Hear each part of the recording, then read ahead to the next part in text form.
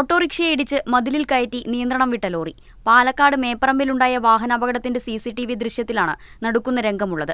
നിയന്ത്രണം വിട്ട ലോറി മറ്റൊരു ലോറിയെ ഇടിക്കുകയും ആ ലോറി എതിരെ വന്ന ഓട്ടോറിക്ഷയിൽ ഇടിക്കുന്നതും ദൃശ്യങ്ങളിൽ കാണാം. അപകടത്തിൽ ഓട്ടോറിക്ഷ യാത്രക്കാർക്ക് പരിക്കേറ്റു. സമീപത്തുണ്ടായിരുന്ന ബൈക്ക് യാത്രികർ തലനാരിഴയ്ക്കാണ് രക്ഷപ്പെട്ടത്.